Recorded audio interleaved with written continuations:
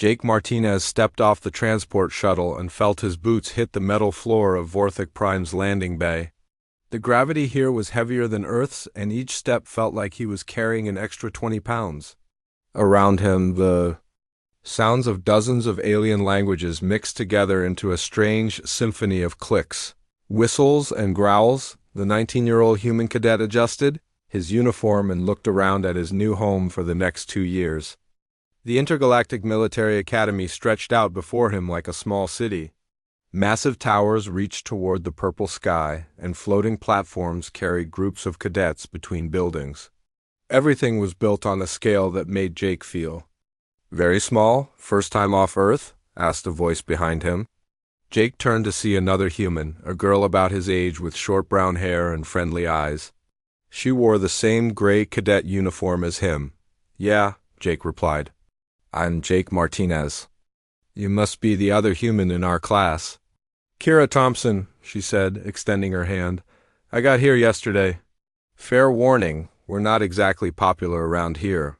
As if to prove her point, a group of tall, scaly beings walked past them. These were Zephyrians, Jake remembered from his briefing materials. They stood nearly 8 feet tall, with thick, armor-like skin and yellow eyes that seemed to look right through him. One of them said something in their language that made the others laugh. Jake didn't need a translator to know they were talking about the humans. "Come on," Kira said. "I'll show you to the barracks. Try not to stare at anyone too long. Some of these species consider it rude."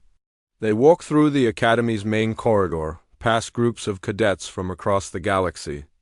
Jake saw beings made of what looked like living crystal, creatures with 6 arms and compound eyes, and others that seemed to be made of pure energy barely contained in environmental suits.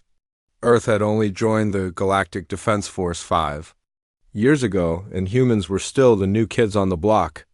"There's our drill sergeant," Kira whispered, pointing to a massive Zephyrian standing near the training center entrance. "Sergeant Vexstar. He's been training cadets here for over 50 years. Sergeant Vexstar was even bigger than the other. Zephyrians with scars across his face and arms that spoke of real combat experience." His yellow eyes swept over the cadets gathering for orientation, and Jake felt like he was being measured and found wanting. "Listen up, hatchlings," Vexstar's voice boomed across the courtyard. His English was perfect, though heavily accented. "You are here because your species thinks you have what it takes to defend the galaxy. Most of you are wrong." Jake felt a chill run down his spine. The sergeant's gaze lingered on him and Kira for a moment longer than the others.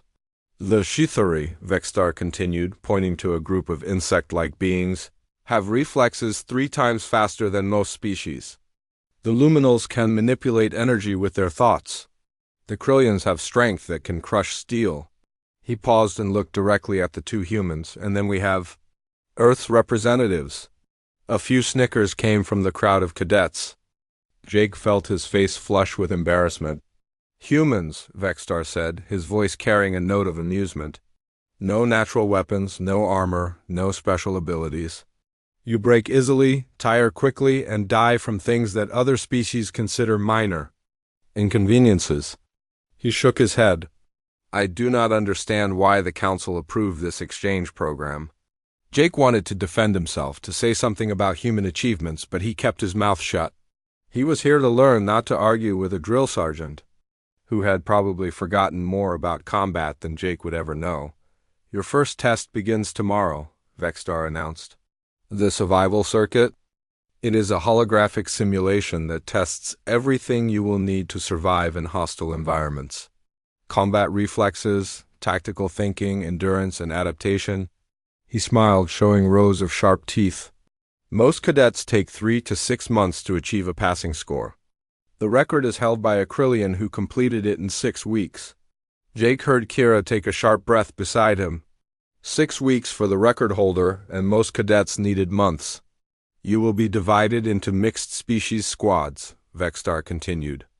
"This teaches you to work with beings different from yourself, something you will need to do in the real galaxy." His eyes found Jake again. "Some of you will learn that your species' weaknesses make you a liability to your teammates.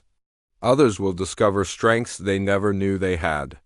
The orientation continued for another hour, covering academy rules, training schedules, and what was expected of cadets.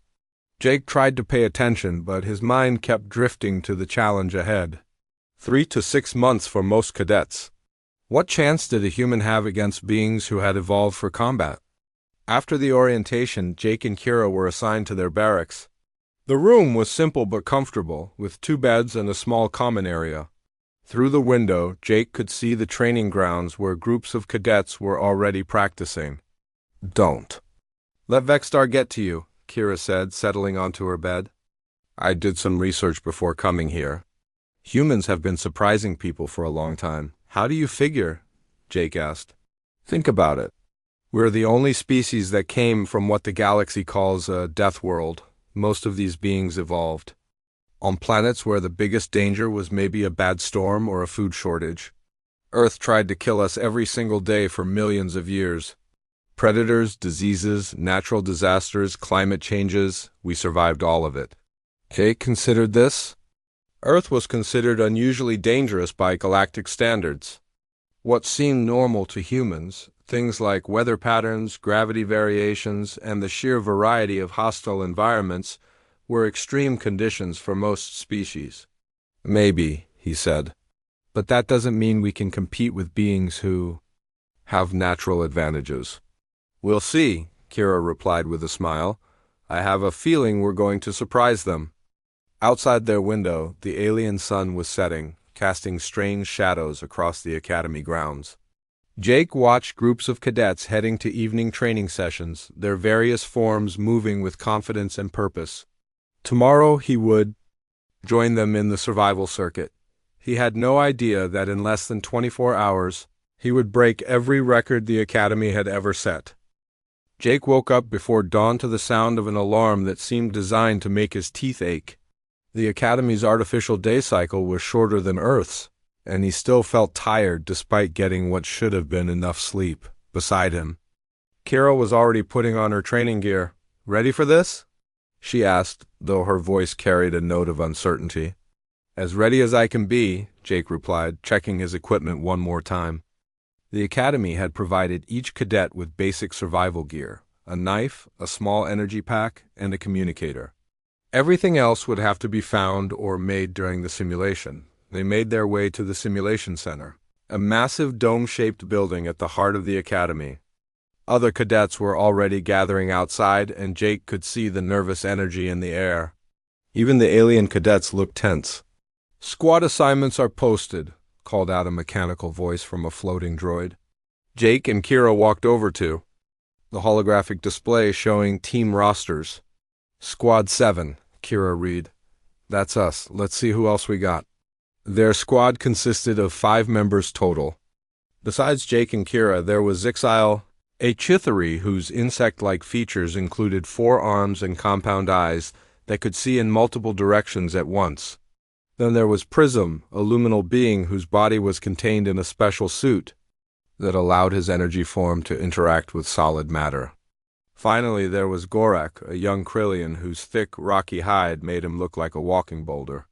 "Great," Gorak rumbled in heavily accented English. "I get the soft skins in my squad." "The humans will slow us down," Zixal clicked, his translator making his words sound mechanical. "They have no natural defenses." "We work together or we fail together," Prism said, his voice coming from speakers in his containment suit. "The simulation is designed to test cooperation, not individual strength." Jake appreciated Prism's attempt at diplomacy, but he could see the doubt in his teammates' body language. They clearly expected the humans to be dead weight. Sergeant Vexstar approached their group with several other instructors. "Squad 7, you will be the first to enter the simulation today. Consider it an honor." His smile suggested it was anything. But the simulation chamber was a large, empty room with white walls and a high ceiling. Sensor arrays lined the walls, and Jake could see the holographic projectors that would create their virtual environment. "The scenario is simple," Vexstar announced. "You are stranded on a hostile planet after your ship crashes. You must survive for 24 hours while completing 3 objectives: find a water source, Establish a defensible shelter and retrieve a distress beacon from the crash site. The environment will include hostile wildlife, extreme weather, and various hazards. Jake felt his heart rate increase. This was it. The simulation will monitor your vital signs and performance. If you are killed in the simulation, you will be removed from the exercise. If your entire squad is eliminated, you fail. Vexstar's yellow eyes gleamed. The current record for first-time cadets is surviving 14 hours. Most squads last less than 6. The room suddenly changed around them. The white walls disappeared, replaced by a dense jungle under a dark sky. The air became thick and humid, filled with the sounds of strange animals and the distant rumble of thunder. Jake could smell rotting vegetation and something that reminded him of predators. "Stay close," Gorak commanded, his rocky skin blending naturally with the shadowy environment. "I will lead." They moved through the jungle in single file, with Gorak in front and Jake bringing up the rear. The simulation felt completely real. Jake could feel branches scraping against his arms and mud squishing under his boots. Insects buzzed around his head, and he had to resist the urge to swat at them. "Water source to the north," Zixal reported, his compound eyes scanning in multiple directions. "But there are heat signatures between us and it, large heat signatures." "How large?" Kira asked. "Bigger than Gorak," Zixal replied. That was not good news. Gorak weighed nearly 400 pounds. As they moved through the jungle, Jake began to notice things his teammates missed. The way certain plants grew in patterns that suggested underground water, the scratches on tree trunks that showed animal movement paths, the way some areas of ground looked disturbed as if something had been buried there. "Wait," Jake said quietly. "There's something wrong with that clearing ahead." Gorak stopped and turned back to look at him. "What do you mean?" "Human, look at the ground. See how it's sunken in a perfect circle? And there are no animal tracks leading into it, but plenty leading around it." Jake pointed to the suspicious area. "It's a trap. Something lives underground there." Prism's energy form flickered with interest. "How can you tell?" "Pattern recognition." Jake said, "Humans are good at seeing things that don't fit." Zixal moved closer to the clearing, his compound eyes focusing on the area. "The human is correct. There are vibrations in the ground. Something large is waiting beneath the surface." They circled around the trap, and Jake felt a small surge of pride when his teammates began looking to him for advice about the terrain. His observations had saved them from their first major hazard, but the simulation was just getting started. As they moved deeper into the jungle, the weather began to change.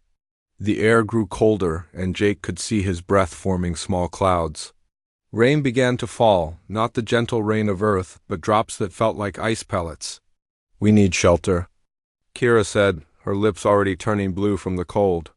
"The crash site is still 2 kilometers away," Prism reported, consulting his built-in navigation system.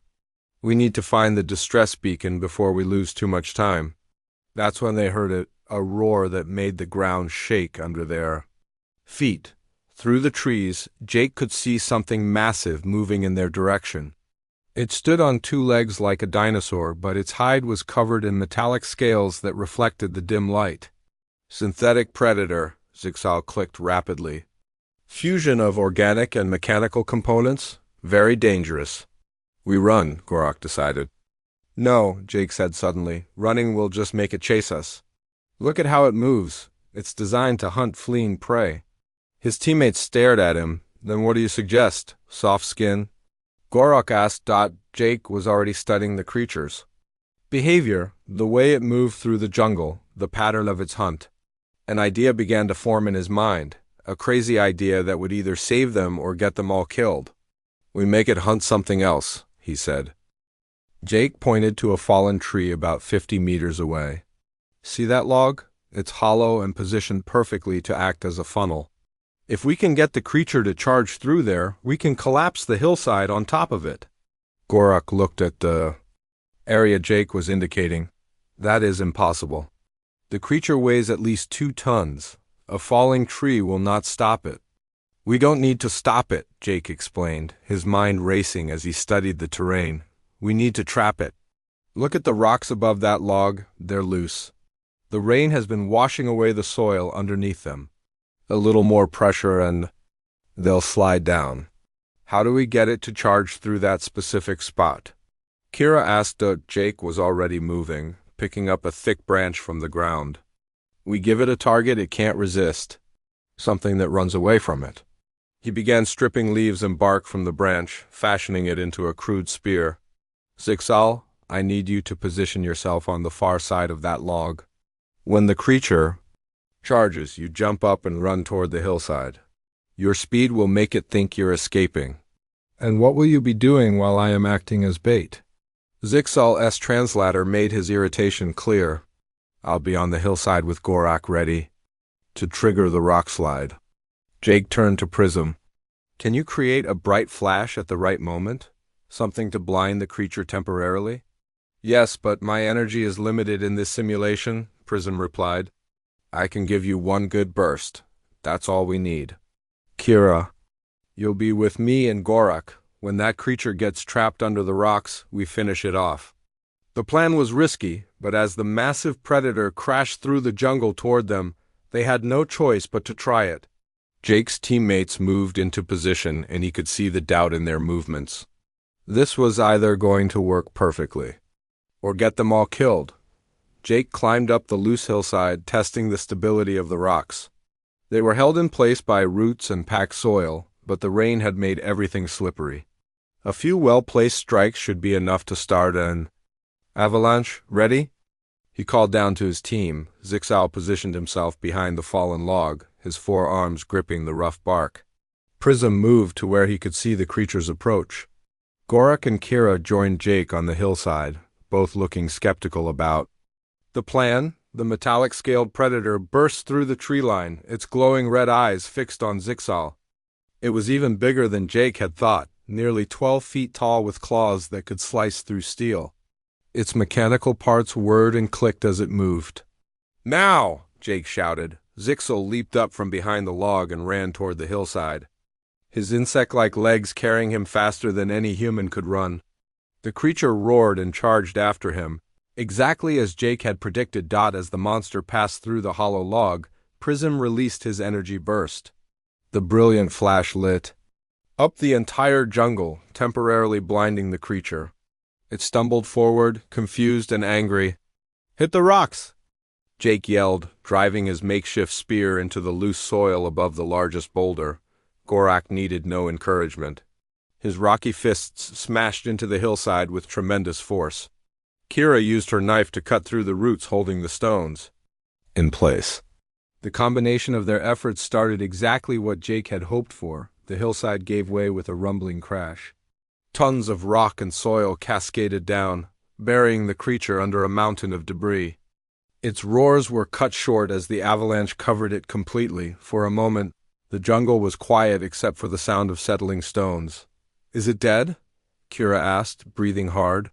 The simulation registers the threat as neutralized, Prism reported, his energy form flickering with what might have been amazement. How did you know that would work? Humans study their environment, Jake said, wiping sweat from his forehead. We look for patterns, for ways to use what's available. That creature was programmed to hunt prey that runs away. It couldn't resist chasing Zixal. Most impressive, Zixal clicked, his compound eyes focusing on Jake with new respect. I have never seen a cadet devise such a strategy in their first simulation. But Jake was already moving on to their next challenge. The rain was getting heavier, and the temperature was dropping fast. They needed to find that water source and establish shelter before hypothermia set in. The creature's body heat will keep this area warm for a while, Jake observed, but we need to move. The simulation isn't going to get easier. As they traveled through the jungle, Jake continued to notice things his teammates missed. He showed them which plants held water in their stems, how to read the wind patterns to predict weather changes, and how to identify safe paths through unstable terrain. There, Jake pointed to a cluster of rocks near a stream. Natural shelter? The rocks will block the wind, and that overhang will keep the rain off us. But the stream is exposed, Gorak pointed out. We will be vulnerable while gathering water. Not if we set up a perimeter. Jake was already planning their defensive positions. Zixal, you can watch multiple directions at once. Prism, your energy form can detect heat signatures through the rock. We post guards while two of us work on shelter. They established their camp with an efficiency that surprised everyone, including Jake. His suggestions seemed obvious to him, but his teammates treated each idea like a brilliant insight. The distress beacon is still 1 kilometer away, Prism reported as they worked. But the simulation shows increased predator activity around the crash site. We'll deal with that when we get there, Jake said, weaving branches together to create a windbreak. First, we survive the night. As darkness fell over the jungle, Jake realized something important. His teammates were no longer treating him like dead weight. They were asking for his opinions, following his suggestions, and working together as a real team. Jake, Kira said quietly as they settled in for the night. I think you're enjoying this, he considered her words. Despite the danger, despite being in a simulation designed to break cadets, he was enjoying himself. Every challenge was a puzzle to solve. Every threat was a problem with a solution. Maybe I am, he admitted. It's like Earth, but with the difficulty turned up. Above them, the simulated sky rumbled with thunder, and Jake could hear new sounds in the jungle, different predators, different dangers. The simulation was adapting, becoming more challenging as they succeeded. Jake smiled in the darkness. Bring it on. Jake woke to the sound of something prowling outside their shelter. The simulated night was darker than anything on Earth, with 2 moons casting strange shadows through the jungle canopy. He listened carefully, counting the footsteps and breathing patterns of whatever was circling their camp. 3 of them, he whispered to Kira, who was on watch duty. Pack hunters, they're testing our defenses. How can you tell? She asked, gripping her knife tighter. The rhythm of their movement. They're taking turns approaching and retreating, learning our response patterns. Jake studied the shadows between the trees. They're not animals, they're thinking. Prism's energy form flickered softly in the darkness. The simulation has introduced synthetic intelligence units. They learn from our behavior and adapt their hunting strategies. Then we need to be unpredictable, Jake said, his mind already working on a solution. They expect us to defend our shelter. Instead, we're going to hunt them, Gorak shifted uneasily. That is not wise, human. We should wait for daylight. They'll be ready for us by daylight. Right now, they think they have the advantage. Jake checked his equipment. But they don't understand human hunting patterns. Jake had been studying the predator's behavior for the past hour. They moved in a triangle formation, always keeping 1 member in reserve while 2 tested the defenses. It was effective, but it followed a pattern. And patterns could be broken. Zixal, can you climb? Jake asked. Of course. My species evolved in tree environments. Good. Get above them. When I give the signal, drop down on the reserve member. Your surprise attack will break their formation. And Jake turned to Prism. I need you to create a distraction on the left side of our perimeter. Make them think we're trying to escape that way. And then Gorak asked. Then Kira and I circle around, behind them while you charge straight through their line. They'll be caught between us with nowhere to run. It was a risky plan, but Jake had noticed something about the simulation's artificial intelligence. It was sophisticated, but it followed logical patterns. It predicted responses based on how other species had behaved in similar situations. It wasn't prepared for human tactics. They moved into position quietly. Jake had learned to move through dense terrain during camping trips with his father, skills that proved surprisingly useful here. He and Kira crept through the undergrowth, using hand signals to communicate. The synthetic predators were focused on the camp, waiting for their prey to make a mistake. They didn't notice the humans approaching from behind until it was too late. Jake's signal was a soft bird call he had learned as a child. Immediately, chaos erupted in the jungle. Zixal dropped from the trees onto the reserve predator, his 4 arms giving him a devastating advantage in close combat. Prism's energy burst lit up the left side of the perimeter, drawing the attention of the other 2 hunters. Gorak charged. through the middle with a roar that shook the ground, his rocky hide shrugging off the creature's claws. Jake and Kira struck from behind, their coordinated attack taking down the remaining predator before it could react. In less than 2 minutes, the threat was eliminated. Remarkable, Prism said, his energy form pulsing with excitement. The simulations. Combat A, I was completely unprepared for that tactical approach. It's not over yet, Jake warned. The system is learning from what we just did. It'll adapt. As if to prove his point, the jungle around them began to change. The trees grew thicker, the undergrowth denser. New sounds echoed from the darkness. Sounds that suggested bigger, more dangerous predators were moving in their direction. The simulation is increasing difficulty parameters, Prism reported, reading data from his sensors. This is not normal behavior for a training exercise. Jake felt a thrill of excitement. The simulation was trying to challenge him specifically, creating scenarios designed to counter his methods. But human adaptability was faster than artificial intelligence. Then we adapt faster than it does, he said simply. They spent the remaining hours of darkness playing a deadly game of cat and mouse with the simulation. Every time it introduced a new threat, Jake found a way to turn the environment against it. When acidic rain began falling, he showed them how to collect it in containers and use it as a weapon. When the ground became unstable, he taught them to read the subtle signs of safe passage. The simulation kept escalating, throwing increasingly complex challenges at them. Jake began to realize that the system was no longer following its original programming. It was creating new scenarios in real time, trying to find something that would stump the human cadet. This is impossible, Zixal clicked after they had defeated their 7th different type of predator. The simulation should not be able to generate this many variables. It's learning, Jake said, wiping sweat from his forehead. Every time we solve a problem, it creates a harder one. But it's still thinking like a computer. What do you mean? Kira asked. It's trying to create the perfect challenge, something with a single correct solution. But humans don't think that way. We find solutions that weren't supposed to exist. As dawn broke over the jungle, Jake led his team toward the crash site where the distress beacon waited. The simulation had turned the area into a maze of obstacles, each one designed to test a different aspect of their abilities. There were energy barriers that required Prism-specific talents to disable. There were structural puzzles that needed Gorak's strength to solve. There were multi-directional threats that only Zixal's compound eyes could track effectively, but connecting all these challenges was Jake's growing understanding of the simulation's logic. He began to see the patterns in how it created obstacles, the way it tried to force them into predetermined responses.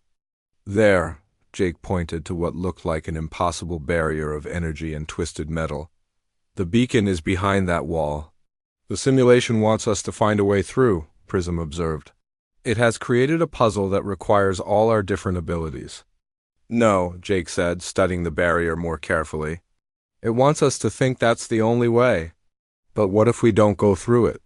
He walked to the side of the barrier, where the simulation had created what looked like solid rock. But Jake had been watching the way light played across the surface, and he had noticed something. It's a hologram, he announced, stepping forward. His hand passed right through the apparently solid stone.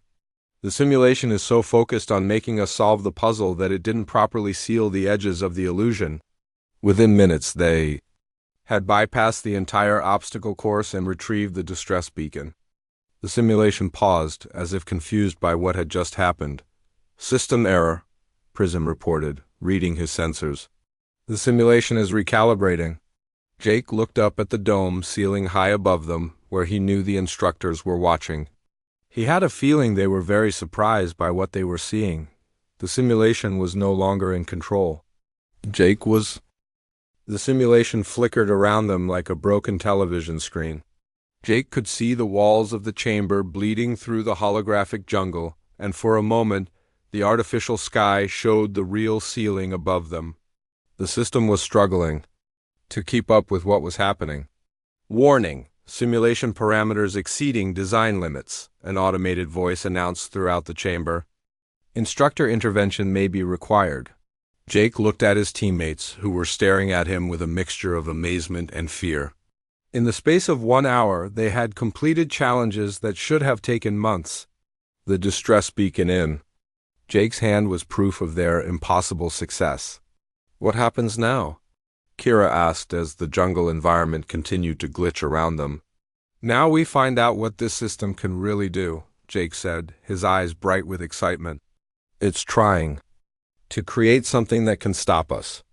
The simulation stabilized, but the environment that materialized around them was unlike anything they had faced before. They stood in what looked like a massive underground cavern, with walls that seemed to stretch infinitely in all directions. The air was thick and hard to breathe, and the ground beneath their feet felt unstable. This is not a standard training scenario, Prism said, his sensors working overtime to analyze their surroundings. The simulation has created an entirely new environment. It's trying to overwhelm us, Jake observed, studying the cavern walls. Look at the patterns in the rock. They're not random, they're designed to confuse our sense of direction and distance. But even as he spoke, Jake was already adapting. He picked up a small stone and threw it toward one of the walls. The sound it made when it hit told him about the real size of the space. He threw another stone in a different direction, building a mental map of their actual surroundings. The walls are closer than they appear, he announced. The simulation is using visual tricks to make us think we're in a bigger space than we actually are. Suddenly, the ground beneath them began to shift. What they had thought was solid rock turned out to be a complex maze of moving platforms. Some platforms rose toward the ceiling, others dropped into darkness below. There was no obvious pattern to the movement. We need to reach the far side, Jake said, pointing to a distant light that flickered in and out of existence. But the platforms are moving too fast to predict. This is impossible, Gorak rumbled, his rocky feet struggling. To find purchase on the shifting ground. No one could cross this. That's because we're thinking about it wrong, Jake replied, watching the platforms carefully. The simulation wants us to try to predict the pattern and jump from platform to platform. But what if we don't play by its rules? Jake began pulling rope from his pack, tying it into loops and knots. Zigsaw, how strong are your climbing claws? Very strong. I can support several times my body weight. Good, I need you to get to that wall and anchor this rope. We're not going to jump across, we're going to swing across. Within minutes, Jake had created a rope bridge system that completely bypassed the moving platforms. It was a solution the simulation had never anticipated, because it required thinking beyond the obvious challenge. But as soon as they started crossing, the simulation adapted again. The walls began to close in, trying to crush them before they could reach the other side. The rope bridge started to sag as the anchor points moved. It's learning too fast, Kira said, her voice tight with worry. No, Jake said, his mind working furiously. It's making the same mistake all artificial intelligence makes. It's trying to create the perfect counter to everything we do. But that makes it predictable. Jake had realized something important about the simulation's behavior. Every time they solved a problem, it created an opposite problem. When they went around obstacles, it created obstacles that couldn't be avoided. When they used teamwork, it created challenges that required individual skills. It's going to try to separate us, Jake warned his teammates. When we get to the other side, it will create a scenario where we have to split up. But that's exactly what we're not going to do. They reached the far side of the cavern just as the walls closed completely behind them. Jake's prediction proved correct. The simulation immediately created 5 different doorways, each one labeled with a different team member's name. Individual challenges, Prism read from his sensors. Each doorway leads to a test designed specifically for one team member's abilities. That's what it wants us to think, Jake said, studying the doorways carefully. But look at the energy readings. All 5 doors lead to the same room. It's trying to trick us into thinking we're separating when we're not. Jake walked up to the nearest door and pushed against it. Instead of opening, it flickered and disappeared. Holograms again? The real exit is ... He looked around the chamber, applying the same pattern recognition that had served him throughout the simulation. There. He pointed to what looked like a solid wall, but when they approached it, Jake's hand passed right through the apparently solid surface. How did you know? Zixal asked. The simulation has been using the same tricks over and over. It creates complex illusions to hide simple solutions. Once you recognize the pattern, it becomes easy to see through. They stepped through the fake wall and found themselves in a vast chamber filled with floating geometric shapes. Each shape pulsed with different colors and emitted different sounds. It was beautiful and terrifying at the same time. Final challenge, Prism announced. But I cannot determine what we are supposed to do. Jake looked around at the floating shapes, listening to their sounds and watching their movements. After a moment, he started to smile. We're not supposed to do anything, he sighed. This isn't a challenge, it's a celebration. The simulation has run out of ways to test us. As if responding to his words, the geometric shapes began to move in harmony, creating a complex musical pattern. The chamber filled with light, and Jake could see his teammates' faces clearly for the first time since they had entered the simulation. Simulation complete, the automated voice announced. Final score, perfect. Time elapsed, 1 hour, 7 minutes, 34 seconds. The chamber faded away, returning them to the white-walled room where they had started. Jake looked around. At his exhausted but triumphant teammates, then up at the observation deck where he knew. The instructors were watching. He had a feeling they were going to have a lot of questions. The door to the simulation chamber opened with a soft hiss, and Jake stepped out into a crowd of silent faces. Every cadet in the academy seemed to be gathered outside, along with instructors from dozens of different species. The normal chatter and noise of the training center had stopped completely. Sergeant Vexstar stood at the front of the group, his yellow eyes fixed on Jake with an expression that was hard to read. In his clawed hand he held a data tablet showing the simulation results. 1 hour and 7 minutes, Vexstar said, his voice carrying across the silent room. Perfect score on every objective, 0 casualties, 0 equipment losses. He paused, looking from Jake to his teammates.